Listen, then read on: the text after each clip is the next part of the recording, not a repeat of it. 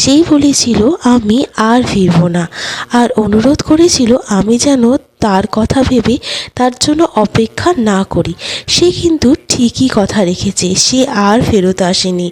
আর আমি বলেছিলাম আমি অপেক্ষায় থাকবো চিরদিন। আমি আমার কথা রেখেছি। হ্যাঁ, আজ তার অপেক্ষায় 4 বছর 6 মাস 1 দিন হয়ে গেল। ফিরবে না জানি, তবু আমি মনকে কিছুতে বোঝাতে পারছি না যে সে ফিরবে না। আজও তার জন্য অপেক্ষায় থাকি। এই বুঝি শেষ হলো আমার অপেক্ষার প্রহর, কিন্তু সে আর ফিরল না। সত্যি এই রকম করে কতগুলো ভালোবাসা যে শেষ হয়ে যায় তার ঠিক নেই।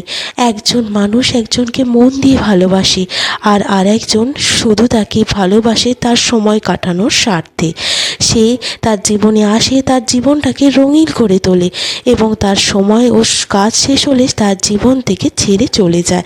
আর যে মানুষটির জীবনকে সে একবার রঙিন করে নিয়েছিল, তার সাদা কালো জীবনে রঙের আবির্ভাব ঘটিয়েছিল, সেই মানুষটি তাকে ভুলতে পারে না।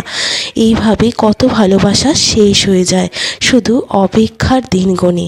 আপনাদের সাথে কার এরকম ঘটনা ঘটেছে কমেন্ট সেকশানে জানাবেন।